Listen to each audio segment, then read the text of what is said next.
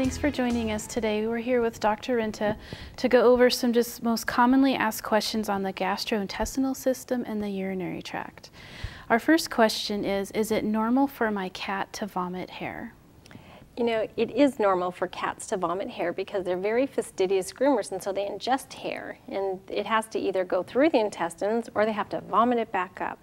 The problem happens when they can't effectively get the hairball out, or if the hairball starts to pass through the small intestines, and it could potentially block the intestines partially or completely. And what can you do to help prevent hairballs in cats? Yeah, there's a few things you can do to help prevent hairballs in cats.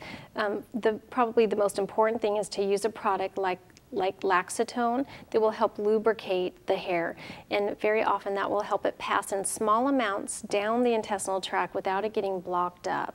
Other things you can do are purchase hairball remedy type treats. A lot of cats love those. Or you can even purchase now formulated diets that are complete and balanced that have hairball remedy in them. So that can be helpful as well. One last thing, grooming is essential. You know, cats love to groom, but you can also brush your cat, especially if they have long hair, and that you can remove a lot of hair, and that will help decrease the hairballs that have to pass through. Okay. And my pet has diarrhea a lot. What could be a cause of that? Yeah, there are a number of causes for potential causes for diarrhea in your pet. It's important, if that's happening for a long time, to consult your veterinarian and have an examination done. It's important to bring in a stool sample for that examination, because your veterinarian can run some tests on that and hopefully get to the bottom of why the diarrhea is there. So that's what I would recommend. Okay. And if a pet is having like a white chalky type stool, what could that be signs of? Yeah, sometimes the stool consistency and color will change just with a change in the diet. So if that hasn't happened, though, it could be a sign of some other metabolic problem. One of those possible problems has to do with the pancreas.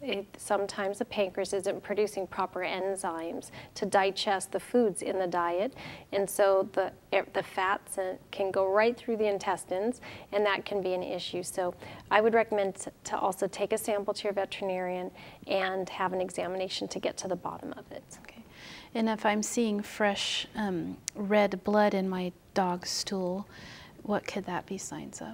Yeah, sometimes it can be simple issues like just some very mild irritation in the colon, like a very mild colitis. Sometimes our dogs even get stress colitis, but sometimes it can be very serious signs of poisoning or even a virus like parvovirus. So if you see blood in the stools, I don't take it lightly. I do recommend to have the stool checked, have your pet checked, talk to your veterinarian to find out the cause of it. Okay. And if you're seeing a black tarry stool, what could that be signs of? That's very serious. If it's truly black tarry stool, that can reflect an upper GI bleed, so a stomach type bleed and potentially a stomach ulcer. That can be very serious and life-threatening, so you would want to make an appointment as soon as possible and have that looked at. Sometimes I'll have clients call, though, and think that their dog has black tarry stool. I'll have them bring the stool sample in, and when I kind of paw through it, it's just the color that's abnormal from a food change. So bring that sample that you're concerned about, save it in a bag, and bring it in so the veterinarian can look at it. Okay.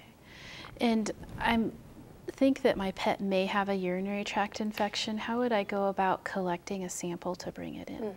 Sometimes that can be a little bit more challenging.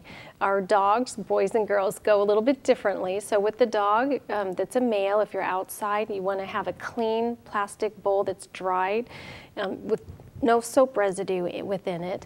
And when the dog goes and hikes his leg up, you want to try to go in and collect midstream. It can be a little bit challenging and complicated, but usually you can get it.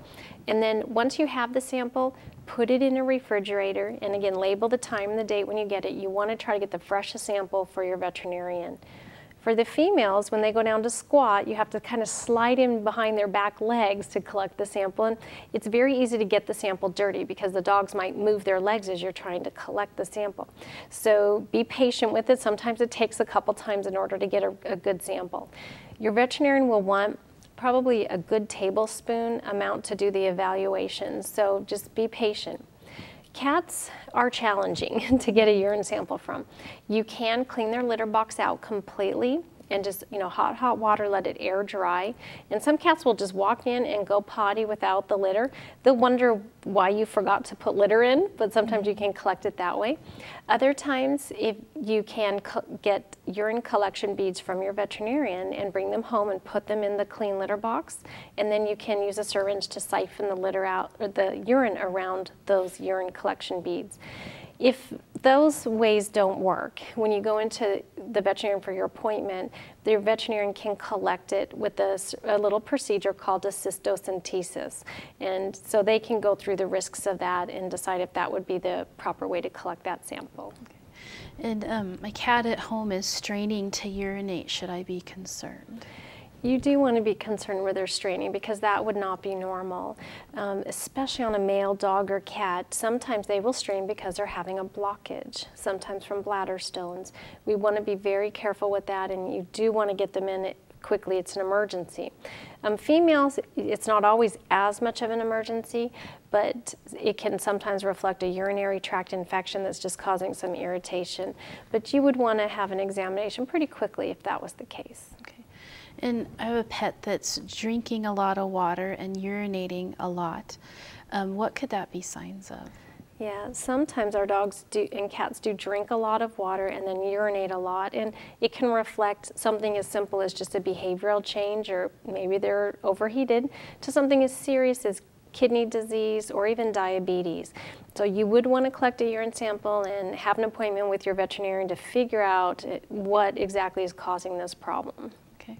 Well, thank you, Dr. Rinta. That ends our section on the GI tract and the urinary tract. Thank you. You're welcome.